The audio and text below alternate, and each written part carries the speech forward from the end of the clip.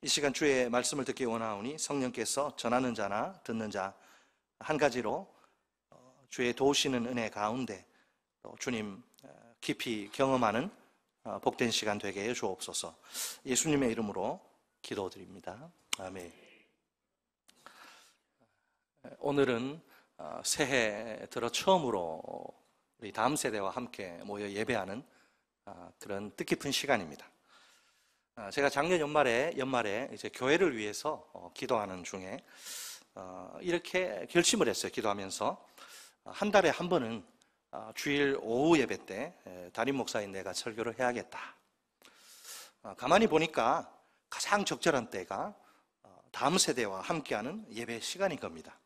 평소에 우리 주일학교 학생들 생각하면서 아쉬운 점이 있기 때문이죠. 주일학교 그 부서 예배 시간과 작년 예배 시간이 겹치지 않습니까?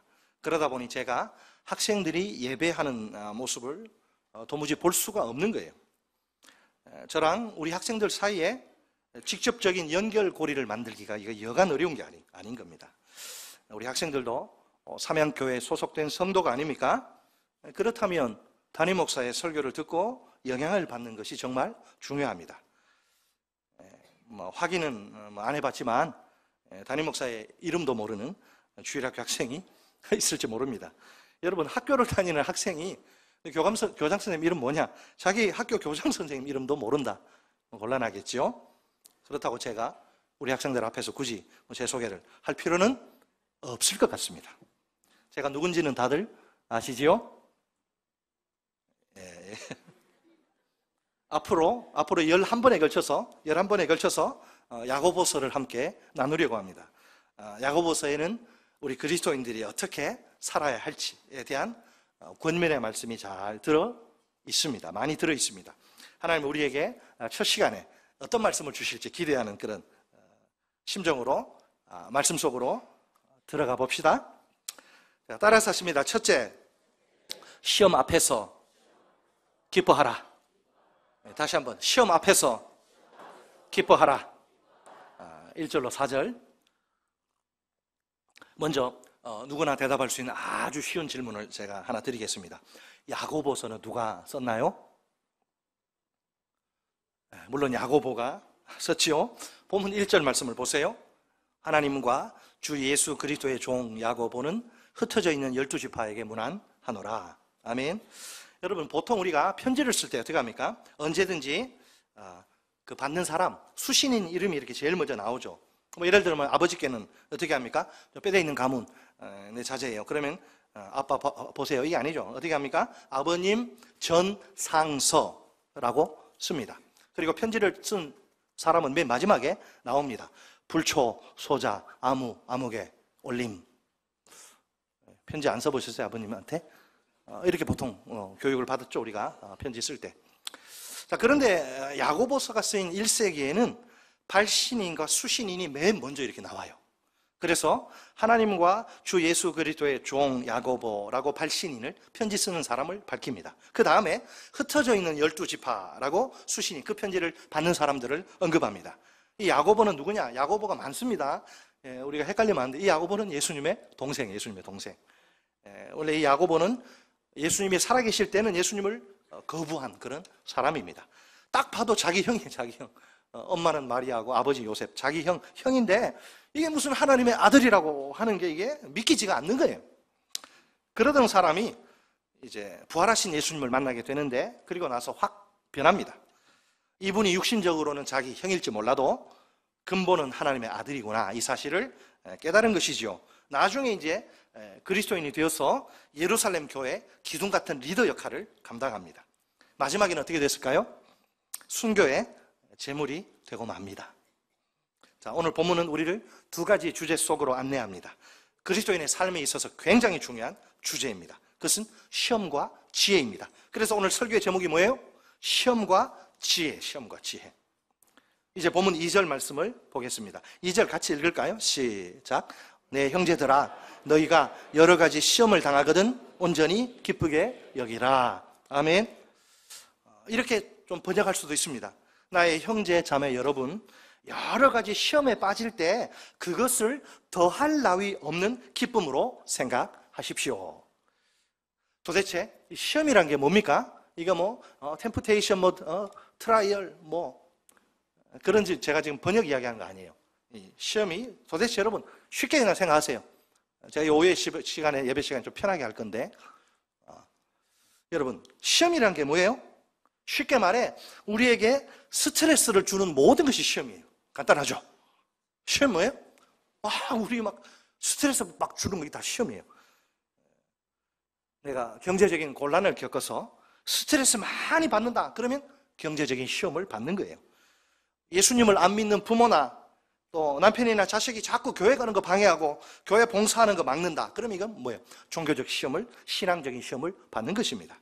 자녀가 어느덧 성장해서 이제 10대가 되었는데 불량 청소년들과 어울려 다니면서 술, 담배, 또 심하면 마약 이렇게 하고 부모님 속을 썩이면 가정적인 시험을 받는 것입니다. 그러니까 우리에게 스트레스를 주고 혈압 팍팍 오르게 하고 막 뒷골 땡기게 하는 이것이 시험입니다. 쉽게 이야기하는 거예요. 복잡하게 생각하지 말고. 자, 우리에게 이런 각종 시험이 닥칠 때 우리 어떻게 반응합니까? 보통의 경우는 낙심합니다. 낙심. 아이고 내 팔자야. 내게 왜 이런 일이 생긴 거지? 그러다가 그 낙심은 이제 불시에 원망과 불평으로 바뀝니다. 하나님, 왜 내게 이런 시험을 주십니까? 확 그냥 이참에 교회 끊어야 할까 보다. 그러나 야고보의 권면은 다릅니다.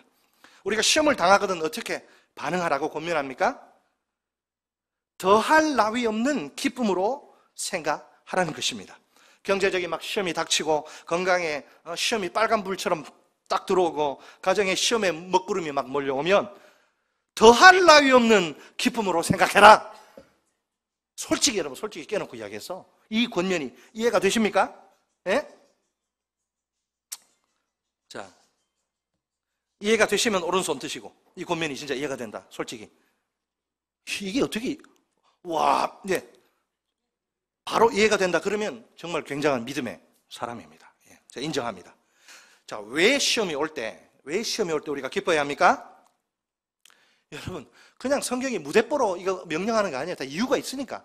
그러니까 기뻐할 수 없으면 기뻐하라고 할까요, 안 할까요? 상식적으로 생각할 때 안 하죠. 우리가 할 수 없는 거 하라고 하지 않아요, 성경은. 할 수 있으니까 해야 되는데 왜 그러면 기뻐해야 되는가? 예? 시험이 우리에게 아름다운 결과를 가져오기 때문에 그렇습니다. 아름다운 결과를 시험은 틀림없이 가져와요. 당연히 시험 자체는 좋은 게 아닙니다. 하지만 시험을 통해서 아름다운 열매가 맺히기 때문에 기뻐해야 합니다. 아니, 기뻐할 수 있습니다. 자, 한 가지 예를 들어 볼까요? 우리 청년들 빨리 시집 장가 가야 되는데 결혼한 새댁이 바로 그냥 임신을 했어요. 임신하는 경우. 저는 처음에 임신한 그 이제 신부 이렇게 보면 참 안 됐다. 이런 생각이 들어요. 왜? 얼굴 막 붓고, 그죠? 얼굴 막 띵띵 붓고, 입덧하고, 걸을 때 또 배를 내밀고 걸어야 돼, 이게. 이게 출산이 가까우면 또 어떤 일이 벌어져요? 의자에 앉기가 무서워. 앉는 거는 무거워서 잘 앉는데, 일어나는 게 얼마나 힘드는지 몰라. 전 아직 아기를 낳아보지 않아서 모르지만, 아기 낳을 때 너무너무 아프다 그러더라고요. 아프죠, 그죠? 이렇게 말하면 비웃을 거예요. 아이고, 남자들이 뭘 알아. 우리 그 임신의 현장에 있으면요, 머리 다 뜯겨요. 막 자꾸 그냥. 자, 그럼에도 불구하고 임신한 자매님들이 다들 기뻐하는 것 같아요. 기뻐해요. 불평하는 거 별로 못 들어봤습니다. 아기 낳을 때 진통 많이 하고, 나 죽겠다. 막 그랬다가도 1년 지나면 또 하나 낳을까? 이렇게 말하지 않습니까? 청년들은 뭐 잘 이해가 안 되지. 다들 왜 그러는 것일까? 왜 그러는 것일까요? 임신을 해서 막 구역질이 나는 게 너무너무 좋아서, 구역질 체질이라서 좋아서 그렇습니까? 해산의 고통이 너무 시원해, 그냥. 너무 기분이 좋아. 그래서 그래요? 그렇지 않죠. 한 생명이 탄생할 때 말로 표현할 수 없는 뿌듯한 보람이 있기 때문입니다. 그래서 임신할 때 오는 고통을 알면서도 임신하는 거 아닙니까? 그래요, 안 그래요? 우리도 마찬가지입니다. 우리는 그저 주일 하루 교회 나오는 것으로 신앙생활 잘한다고 생각하지 말아야 합니다. 하나님이 원하시는 것은 썬데이 크리스찬이 아니라 예수님의 제자입니다. 우리가 예수님을 믿으면 예수님을 점점 닮아가야 하는 거예요. 예수님처럼 말하고 예수님처럼 생각하고 예수님처럼 행동해야 한다 이 말입니다. 점점 예수님을 닮아가야 한다 이 말이죠. 근데 문제는 이것이 그냥 저절로 교회만 다니면 쉽게 되는 일이 아니란 거예요. 교회만 열심히 다닌다고 교회 봉사 죽으라고 한다고 이게 되는 게 절대 아닙니다. 우리가 예수님을 닮아가려면 진통, 임신한 여자가 아기 낳을 때 진통이 필요해요. 아픔이 없이는 우리 속에 하나님과 예수님이 원하시는 인격이 갖춰질 수 없어요. 하나님은 우리를 예수님 닮은 사람으로, 예수님의 제자로 만들기 원하십니다. 우리를 이 세상에서 소금으로 빛으로 살 수 있는 사람으로 만들기 원하십니다. 우리를 마음 놓고 부려먹을 수 있는, 하나님이 목사가 부려먹는 게 아니고 우리를 마음 놓고 부려먹을 수 있는 일꾼으로 만들기 원하십니다. 그러기 위해서는 우리에게 반드시 훈련이 필요합니다. 시험이 필요합니다. 우리가 이 사실을 알아야 합니다. 그럴 때 어떤 시험이 찾아오더라도 더할 나위 없이 기뻐할 수 있습니다. 자, 제가 지금 하는 말을 주의 깊게 들으시기 바랍니다. 하나님이 우리에게 시험을 허락하십니다. 하나님이 우리에게 시험을 주시는 게 아닙니다.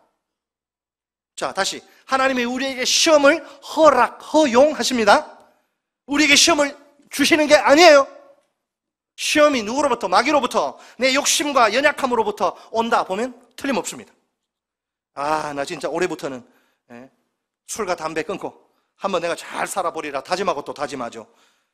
내가 하나님의 뜻대로 살아보려고, 신앙생활 제대로 하려고 결심하는 것이죠. 그러면 반드시 시험이 찾아옵니다. 그런 시험은 우리로서는 어쩔 수 없어요. 당해야만 합니다. 왜? 우리가 하나님을 모르는 사람들과 섞여 살기 때문입니다. 하나님의 뜻대로 살려고 하면 불신자들이 가만 냅두지 않아요. 까닭없이 미워하고 공격합니다. 따돌림을 당하고 심한 경우에는 핍박을 받고 그 배후에 마귀의 역사가 있는 거죠, 당연히. 여러분, 경제적인 어려움은 왜 생깁니까? 돈 욕심 때문에 생기는 경우가 많습니다. 전부는 그렇지 않지만 경제적 어려움은 돈 욕심 때문에 자족하지 못하고 계속 하려고 하는 돈 욕심 때문에 생기는 경우가 많습니다. 열심히 땀 흘려 돈 벌 생각하지 않고 자꾸만 머리를 굴리는 거예요. 불로소득을 한 번에 그냥 한 큐에 확 땡기려고 하고, 그러다 보니 비정상적인 방법을 동원하고 결국 낭패를 당합니다. 여러분, 하나님은 땀 흘리지 않고 모으는 돈, 불로소득, 그게 악하다고 말씀하세요. 그렇게 돈 벌면 안 돼요. 길에 가서 이렇게 돈 주우면 신고해야 되고, 그죠? 내가 번 돈 아니니까. 신앙적인 시험은 하나님의 사랑을 실천하지 못해서 생기는 수가 많습니다. 가정이나 직장에서, 사회에서 본을 보여야 되는데 믿는 사람답게 살지 못한 거죠. 믿지 않는 사람들에게 본이 되지 않는 거예요. 너나 나랑 똑같네? 자녀들에게서 받는 시험은 하나님의 뜻대로 양육하지 못한 결과일 수 있습니다. 하나님의 뜻과 방법대로 자녀를 양육하는 것이 얼마나 중요한지 모릅니다. 그러니까 우리가 받는 이 모든 시험은 하나님이 주시는 것이 아닙니다. 때로는 마귀로부터, 때로는 내 욕심과 연약함으로부터 오는 겁니다. 이해가 되십니까? 분명 하나님은 사랑이시지 않습니까? 그래서 당신의 자녀인 우리가 시험으로 헉헉대면서 고통당하는 거 원하시지 않습니다. 그 대신 우리를 시험에서 건져주시기를 원하십니다. 그러나 어떤 시험의 경우엔 훈련의 차원에서 그냥 내버려 두세요. 시험을 그냥 허락하시는 겁니다. 우리가 힘드니까 이 시험 제발 거둬가시라고 막 기도하죠. 그래도 여전히 시험은 그대로예요. 문제가 전혀 해결이 안 돼. 하나님이 우리의 기도를 들어주시지 않아서입니까? 아니면 하나님께 우리의 문제를 해결하실 그런 능력이 없어서입니까? 절대로 그렇지 않습니다. 하나님이 지금 웨이트하시는 거예요. 하나님이 기다리시는 겁니다. 우리 속에 예수님을 닮은 인격이 갖추어질 때까지 말입니다. 임신한 여자가 출산하는 경우, 자꾸 임신 이야기해서 좀 그런데, 자, 임신한 여자가 출산하는 경우를 생각해 보세요. 임신하고 나서 곧바로 힘 한번 주면 어린아기 쑥 났습니까? 말도 안 되는 소리죠. 어머니에게 10달, 10개월이란 임신의 힘겨운 기간이 필요합니다. 우리 역시 마찬가지입니다. 우리가 어떻게 하나님이 원하시는 예수님 닮은 사람이 될 수 있습니까? 금방 이게 쉽게 되는 일이 아닙니다. 훈련에 아주 지난한 과정이 필요해요. 우리가 마치 방금 금광에서 이렇게 캐낸 원석 같다고 생각하시면 이해가 빠를 것입니다. 3학년께 딱 전화하면 무슨 멘트가 들립니까? 보석 같은 사람들이 모여. 지금도 그거 나오죠, 우리. 그죠? 보석 같은 사람들. 교회 전화 좀 해보세요. 교회 멘트가 뭔지 모르면 되겠어요?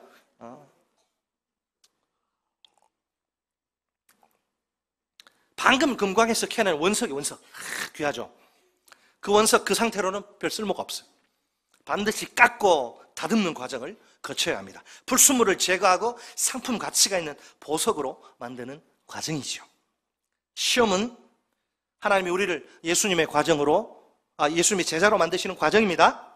우리가 정말 예수님의 제자로서 하나님을 기쁘시게 하는 삶을 살고 싶다면 꼭 통과해야만 하는 통과 의례 과정입니다. 자, 그렇다면 어차피 시험은 오게 돼 있어요. 어차피 온다면 우리가 시험을 맞이하는 우리의 태도가 좀 변해야 합니다. 우리가 모든 시험 가운데서 진심으로 기뻐할 수 있기를 바랍니다. 시험이 당장은 힘들고 고통스러울 수 있어요. 저도 마찬가지. 그러나 우리가 한 가지 아는 분명한 사실이 있습니다. 이 시험을 통과하면 내 인격에 놀라운 변화가 일어난다는 것입니다. 내가 더욱 내 평생의 소원 주님 닮기, 내가 더욱 예수님을 닮아가는 것이지요. 제가 주일학교 학생들에게 예전에 많이 썼던 거, 너 속에 예수가 있냐? 증거를 대봐. 애들이 놀래요. 너 1년에 보통 거짓말 몇 번 해? 모르겠어요. 무수히 많이 해. 그래, 100번이라고 하자. 100번. 너 작년에 100번 했어. 올해 몇 번 해? 100번보다 위에냐 100번이냐 내려가냐? 그러면 100번보다 적어져야 그게 정상이야.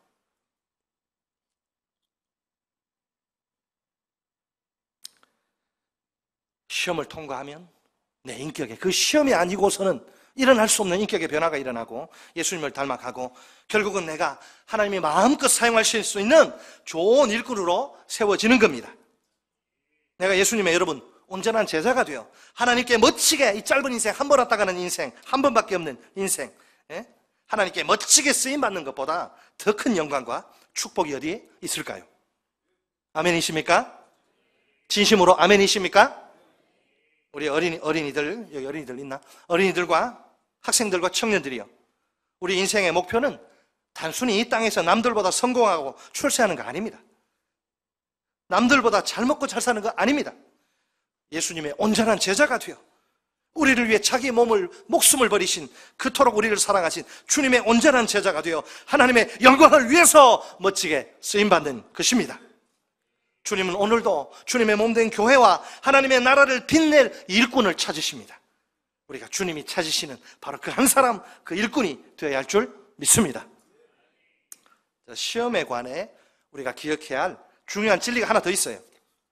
우리 다 같이 오늘 본문 책갈피에 놓으시고 앞으로 가서 고린도전서 10장 봅니다.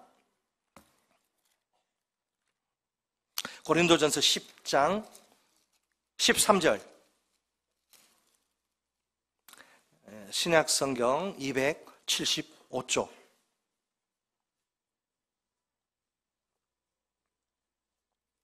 고린도전서 10장 13절. 275쪽. 같이 읽습니다. 13절 시작. 사람이 감당할 시험 밖에는 너희가 당한 것이 없나니 오직 하나님은 미쁘사 너희가 감당하지 못할 시험 당함을 허락하지 아니하시고 시험 당할 즈음에 또한 피할 길을 내사 너희로 능히 감당하게 하시느니라. 아멘. 여러분, 우리 하나님은 신실하십니다. 그래서 우리가 감당할 수 있는 능력 밖에 그 이상의 시험은 허락하시지 않습니다. 뿐만 아니라 하나님은 그 시험을 우리에게 허락하실 때에 그것을 벗어날 길도 마련해 주십니다. 결국에는 그 시험을 견뎌낼 수 있게 하십니다. 따라서 우리는 모든 시험 가운데서 기뻐해야 합니다. 자, 여기서 이런 질문을 던지실 분이 계실지 몰라요. 아니, 우리가 어떻게, 목사님, 그 말이나 되는 소리입니까? 아니, 우리가 어떻게 시험을 기뻐할 수 있습니까? 지금 내 마음이 하나도 기쁘지 않은데 어떻게 기뻐할 수 있습니까? 기뻐하라는 권면을 감정적인 차원에서만 이해해서 그렇습니다. 여러분, 솔직히 기뻐하라는 것이 감정을 묘사하는 단어라면 그게 우리가 컨트롤이 안 돼요. 이 감정이 얼마나 하루에 10대 번도 바뀌는데 이걸 어떻게 믿을 수가 있어요? 자, 나는 하나도 슬프지 않아요. 그런데 슬퍼하세요, 슬퍼하세요, 슬퍼하세요 말하면 이게 억지로 슬퍼집니까? 이게? 마음이 슬퍼야지 슬퍼하는 거지. 하나도 안 슬프고 막 기쁜데 뭘 어떻게 슬퍼할 수 있어요? 기뻐하는 거 마찬가지. 하나도 기쁘지 않은데 짜증나고 막 승질나는데 어떻게 기뻐할 수 있어요? 여러분, 여기서 기뻐하라는 것은 의지의 결단을 말하는 거예요. 내 감정하고 상관없어요. 감정이 그렇지 않아도 네 의지를 동원해서 결심하고 결단하라는 거예요. 내가 기뻐하기로 결심하고 결단하는 거예요. 내 마음은 그렇지 않아요. 자꾸만 원망과 불평, 쓴뿌리가 일어나고. 왜? 시험 때문에 너무너무 저 인간 보면 그냥 가슴이 벌렁거리고 도대체 용서할 수가 없어. 시험 때문에 6년이 됐는데도 너무너무 힘이 드니까요. 하지만 내가 하나님 앞에서 기뻐하기로 결단해야 합니다. 나는 충분히 그렇게 할 수 있습니다. 얼마든지 기뻐하기로 의지를 동원해서 결단할 수 있습니다. 혹시 지금 시험에 한복판에 빠진 분이 계십니까? 마음 푹 놓으시고 기뻐하시기 바랍니다. 더할 나위 없는 기쁨으로 기뻐하시기 바랍니다. 내가 현재 시험을 당한다. 그는 결정적인 증거. 하나님이 나를 사랑하시는구나. 결정적인 증거예요. 하나님이 내게 관심이 있으시다는 뜻이에요. 하나님이 나를 사용하기 바라신다는 의미예요. 나를 통해 영광 받기를 원하신다는 뜻입니다. 따라서십니다. 둘째, 시험 앞에서 지혜를 구하라. 시험 앞에서 지혜를 구하라. 자, 시험이 올 때 두 가지 반응을 우리가 보여야 되는, 첫째는 내 기분, 감정이 기쁘지 않고 짜증나고 승질나고 해도 의지를 동원해서 기뻐해야 되는 것이고, 둘째는 지혜를 구해야 된다. 5절로 8절. 자, 그 다음엔 지혜. 시험 가운데 우리가 빠질 때 필요한 것이 지혜라. 우리 다 같이 본문으로 야고보서 와서 5절, 우리 5절 말씀을 한 목소리로 읽겠습니다. 5절 시작. 너희 중에 누구든지 지혜가 부족하거든 모든 사람에게 후히 주시고 꾸짖지 아니하시는 하나님께 구하라. 그리하면 주시리라. 아멘. 자, 시험 가운데서 내가 뭘 해야 될지 모를 때가 있어요. 내가 어디를 가야 되나 할지도 몰라. 어디로 가야 할지도 몰라요. 내가 이 시험을 어떻게 해결해야 되지? 물론 모릅니다. 그럴 때 우리에게 주시는 권면이 본문 5절 말씀입니다. 누구든지 시험 앞에서 지혜가 부족해도 괜찮습니다. 모든 사람에게 아낌없이 주시고 나무라시지 않는 하나님께 구하기만 하면 됩니다. 그러면 틀림없이 받을 것입니다. 여러분, 우리가 문제가 있어요. 문제가 있어가지고 사람을 찾아가면 어떻게 됩니까? 한두 번은 내 이야기 들어줍니다. 그 얼굴을 봐서라도 그래 들어줘요. 똑같은 문제를 가지고 서너 번 찾아가면 어떨까요? 관계의 깊이에 따라 다른 반응이 나오는데 그래도 끈끈한 관계다, 또 마음이 넉넉하다 그러면 그래도 들어주기는 합니다. 하지만 얼굴에는 짜증이 묻어 있습니다. 짜증을 내고 싶어서 내는 것은 아닙니다. 문제 해결의 길은 막 들어봐도 계속 하는데 문제 해결의 길은 도통 보이지 않고 답답하니까 그런 거예요. 자기도 어쩔 수 없는 거예요. 그러나 하나님은 이런 부족한 인간과는 다릅니다. 하나님은 우리를 나무라시지 않습니다. 어떤 문제라도 상관없어요. 한 번, 두 번, 세 번, 네 번, 100번 찾아가서 말씀드려도 괜찮습니다. 그렇게 한다 할지라도 하나님은 야, 이 한심한 녀석아 짜증내시지 않습니다. 그 대신 하나님은 아낌없이 풍성하게 주십니다. 내가 여러분 사람에게 고민거리, 시험거리 털어놓을 때 야단만 맞기도 이렇게 야단 맞는 경우 많아요. 저도 야단 많이 맞아봤어요. 그거 봐라. 내가 그러지 말라고 몇 번이나 말했는데 그렇게 하더니 결국 이런 꼴 나지 않았니? 야, 성경에 이렇게 되어 있다고 누누이 내가 이야기했잖아. 내 말 안 듣더니 이렇게 되지 않았느냐? 저만 이런 야단 맞았습니까?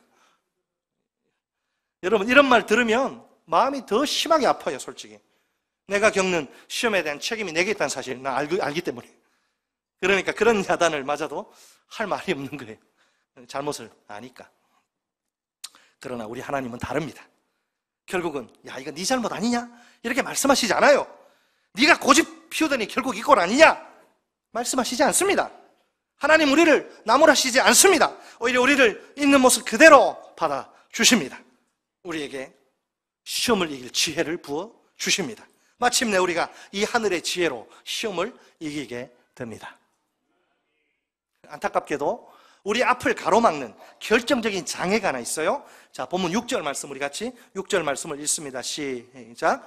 오직 믿음으로 구하고 조금 더 의심하지 말라.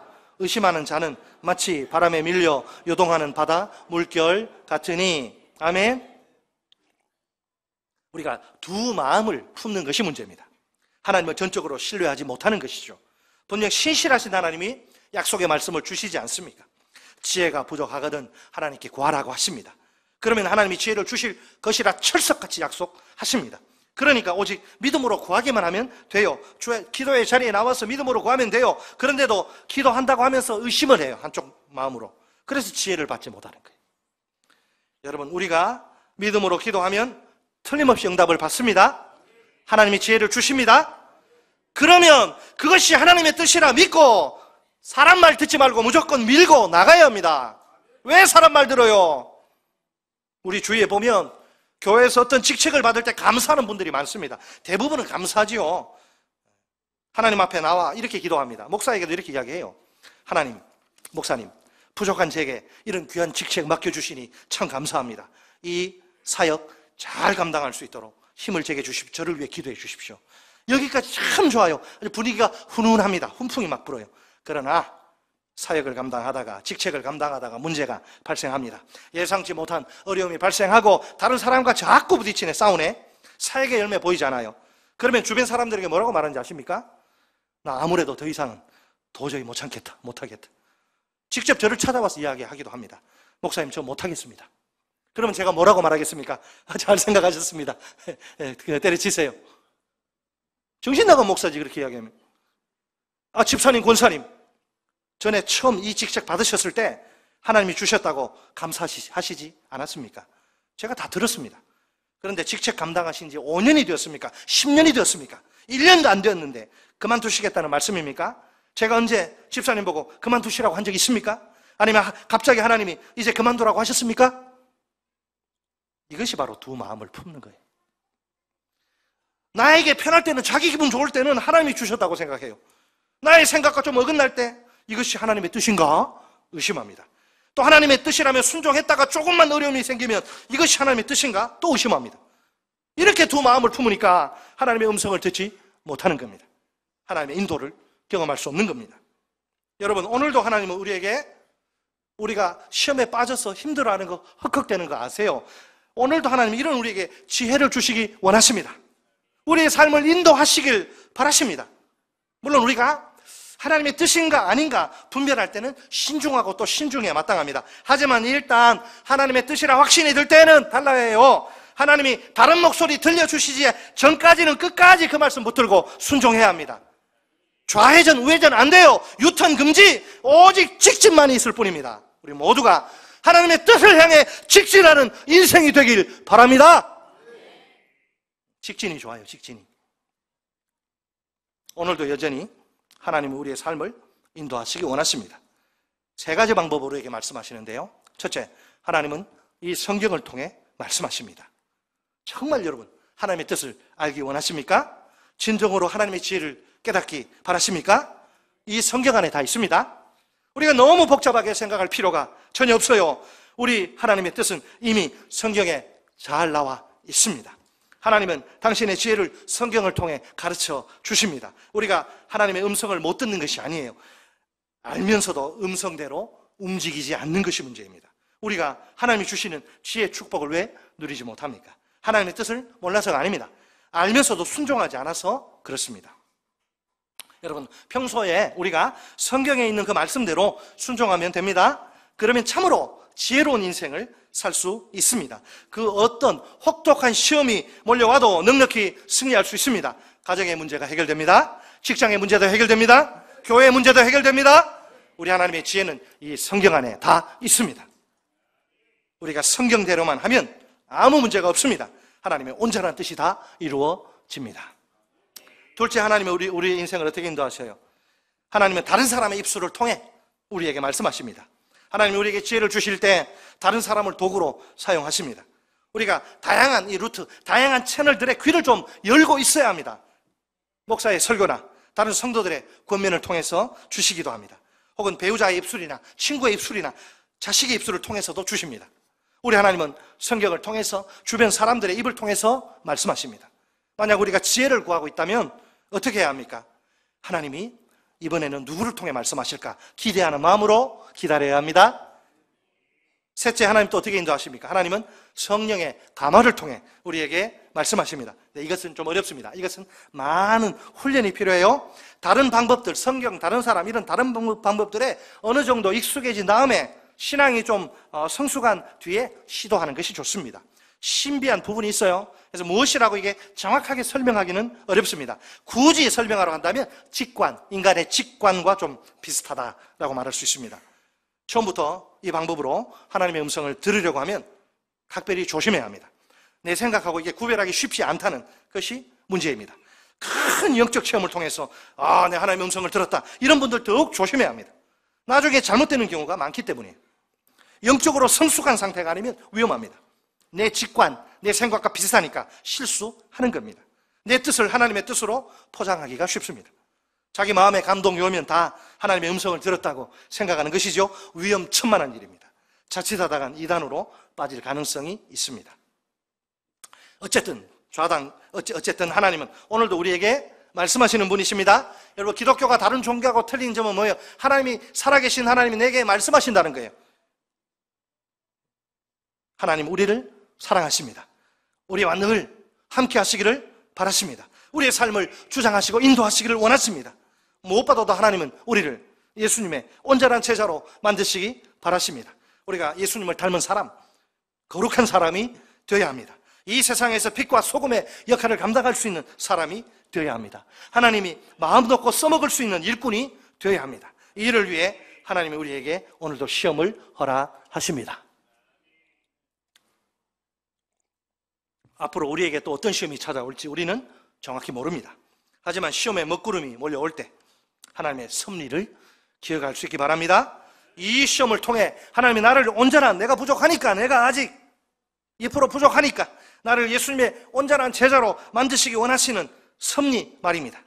임신한 여인들이 10달 후에 태어날 아기를 기뻐하면서 그 고통을 견디지 않습니까? 마찬가지로 우리도 시험 가운데서 기뻐하기로 결단합시다. 하나님께 이 시험을 헤쳐나갈 지혜를 달라고 기도합시다. 후히 주시고 나무라시지 않는 하나님이 우리에게 틀림없이 지혜를 주실 것입니다. 결국 하나님이 주신 하늘의 지혜로 우리는 모든 시험을 극복하게 될 것입니다. 이런 축복이 우리 모두의 것이 되기를 예수님의 이름으로 축원합니다.